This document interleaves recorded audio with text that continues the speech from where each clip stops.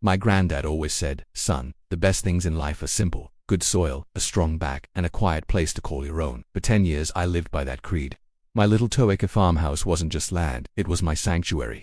It was where I watched sunrises paint the sky, where my dog, Buddy, chased squirrels, and where the loudest noise was the crow of my rooster, General. So, this land had been in my family for generations, long before the cookie-cutter houses of the Orchard View estates sprouted up around me like manicured weeds. I kept to myself, waved to the neighbors, and enjoyed my peaceful corner of the world.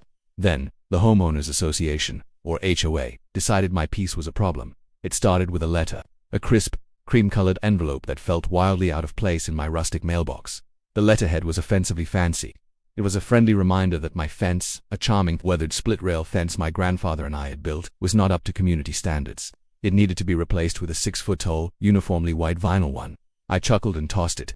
My farm wasn't part of their community. My deed was signed and sealed a century before their welcome sign was even a blueprint. But the letters kept coming. One for the unapproved agricultural livestock, which I assumed meant my 3 chickens and 1 very lazy goat. Another for the non-standard lawn maintenance, referring to my wildflower patch.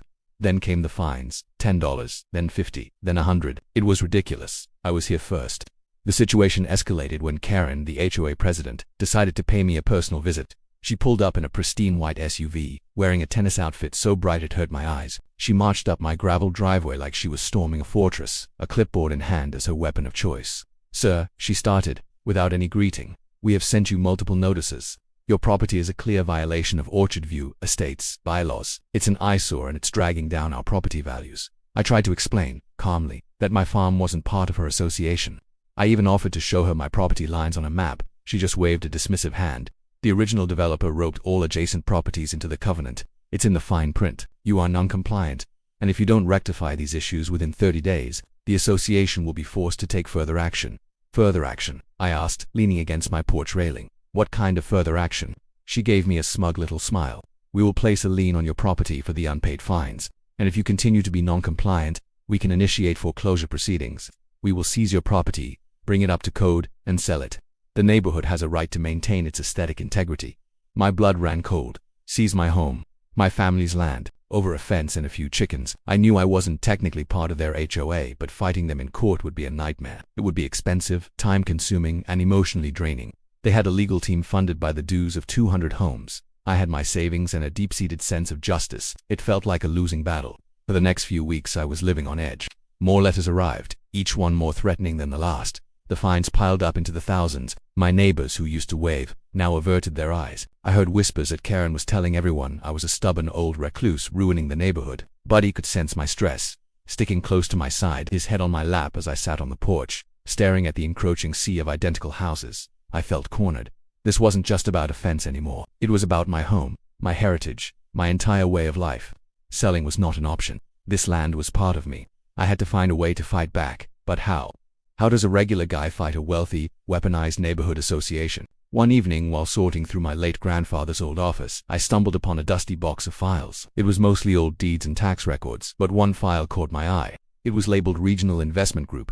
Curiosity piqued. I opened it. Inside were documents, stock certificates, and financial statements. My grandfather, it turned out, wasn't just a farmer. He was a very, very shrewd investor. He had a knack for seeing value where others didn't. Over the decades, he had quietly bought shares in local businesses, and one of his biggest investments was a small regional bank, a bank that had grown significantly over the years. A bank that, according to these papers, he had eventually gained a controlling interest in. And as his sole heir, that controlling interest was now mine. My heart started pounding as I read the name of the bank. Pioneer Trust and Mortgage. A light bulb didn't just go on in my head, it was a full-blown supernova. I remembered seeing that name before. Where I rushed to the pile of HOA letters on my kitchen table. I scanned through the fine print, the legal jargon, the endless threats, and there it was. In the section about financing and mortgages for the Orchard View Estates development, the exclusive mortgage lender for the entire neighborhood, the bank that held the paper on nearly every single house that was now trying to suffocate me, was Pioneer Trust and Mortgage. My bank. I didn't just own a farmhouse. I owned their mortgages, all of them. The next HOA meeting was held in the community clubhouse. It was my first time ever setting foot in the place. I walked in wearing my work jeans, my flannel shirt, and my dirt-caked boots. The room fell silent. All eyes were on me. Karen, standing at a podium at the front, glared at me. "Well, look who decided to show up. Are you here to finally pay your fines?" She sneered. A few people chuckled. I walked slowly to the front of the room. not saying a word. I could feel their hostility, their judgment. They saw me as the problem, the outsider who refused to conform. They had no idea who I really was. I stood beside the podium and turned to face the crowd. I let the silence hang in the air for a moment. Then I said calmly and clearly, "My name is Sam, and that's my farmhouse you're all so worried about." I looked directly at Karen. "I received your notices, the ones about the fines, the lien, and the foreclosure." I paused, letting my words sink in. "It's an interesting legal strategy, bold, but there's a little complication." I reached into my jacket pocket and pulled out a single folded document. It was a letter, drafted by my lawyers and printed on Pioneer Trust and Mortgage letterhead.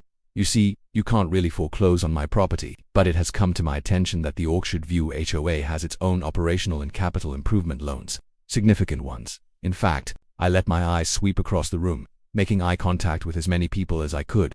And it turns out," I continued, my voice steady, "that the bank holding those loans is the same one that holds about 90% of your individual mortgages.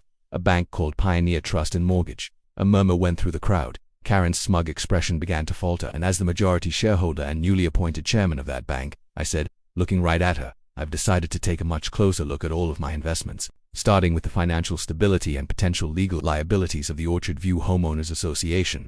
The color drained from Karen's face. The room was utterly silent.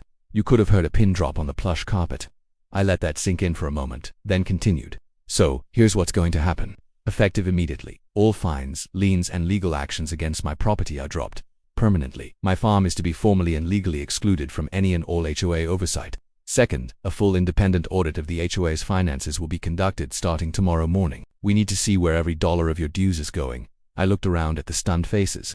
"I believe a neighborhood association should be about community, not control. It should be about helping neighbors, not harassing them." I turned back to the now pale Karen.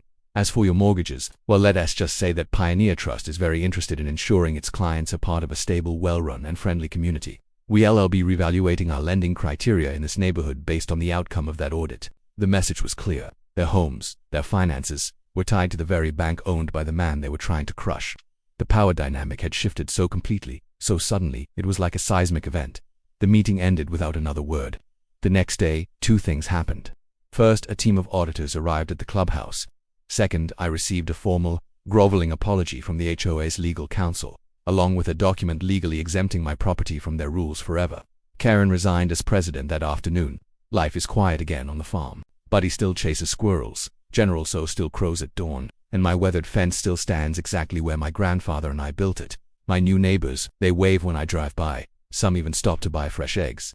They learned a valuable lesson. You should always be kind to your neighbors, especially when one of them might just own your bank. Thanks for watching, and don't forget to like and subscribe for more stories.